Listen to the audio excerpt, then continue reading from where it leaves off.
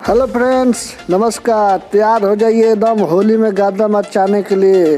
तो 2022 का अपना ट्रेंडिंग स्टार खेसारी लाल यादव जी का होली पहला सॉन्ग रिलीज हो गया है। जी हाँ फ्रेंड्स, आज रिलीज हुआ है। बहुत बेहतरीन सॉन्ग है।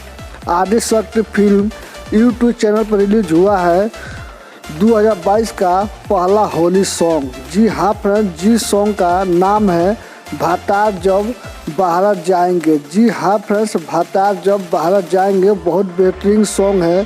खेसारी लाल यादव जी और अंतरा सिंह प्रियंका ने गाया इस गाना को। बहुत बेहतरीन सॉन्ग है, वीडियो सॉन्ग है। आदिशक्ति यूट्यूब चैनल पर रिलीज हुआ है। तो आप लोग जाइए और खूब ढेर सारा प्यार और आशीर्वाद दीजिए खेसारी लाल यादव जी को। और एकदम गादा उड़ा दीजिए, एकदम धुरा उड़ा दीजिए। और प्लीज़ मेरे चैनल को आप सब्सक्राइब कर लीजिए। हम आपके लिए ऐसे ही नए नए अपडेट लेकर आते रहूँगा। तब तक के लिए बाय बाय।